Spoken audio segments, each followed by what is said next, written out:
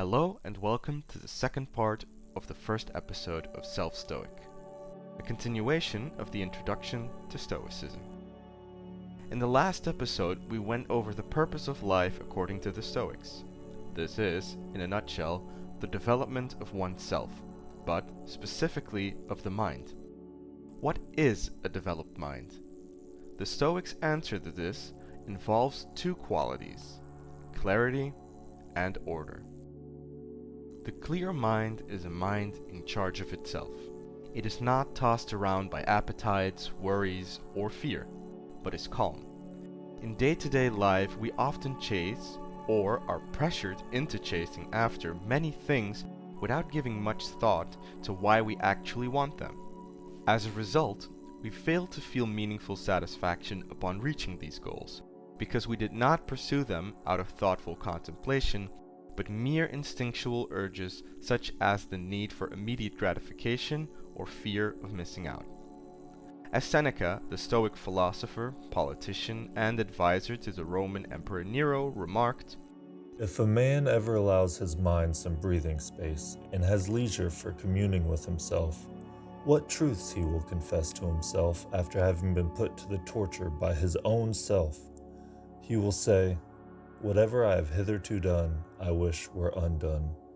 It is often realized, after reflection, how trivial and meaningless some of the things we so fervently pursue really are. Possessing the latest item on the fashion trend, getting a good-looking person's attention for 2 seconds, owning a house with more space than we would ever need. Stoicism encourages us to scrutinize our every goal and desire, and discard the ones that serve no benefits except to act as useless distractions to the mind. For, as the Stoic philosopher and Roman Emperor Marcus Aurelius noted, "Your mind will take the shape of what you frequently hold in thought." he reminds us to be critical of what we think. Discard your misperceptions. Stop being jerked like a puppet. Understand what happens to you, to others. Next, an ordered mind. An ordered mind is logical and consistent.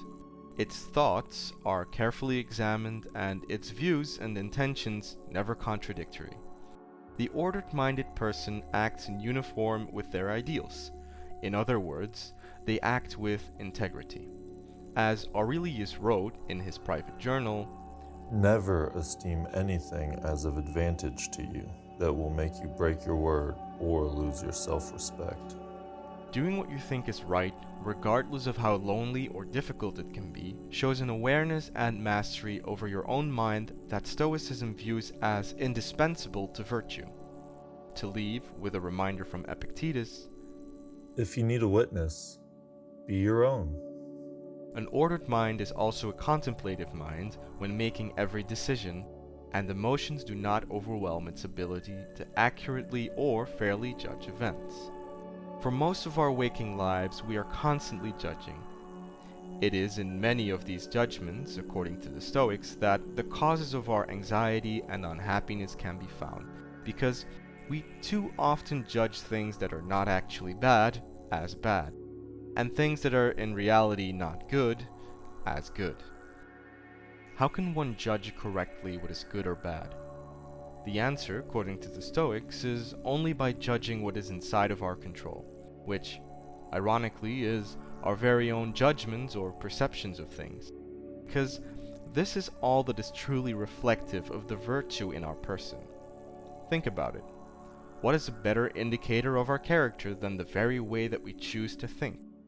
Recall that Stoicism dictates virtue as not only important to a well-lived life, but as the highest good.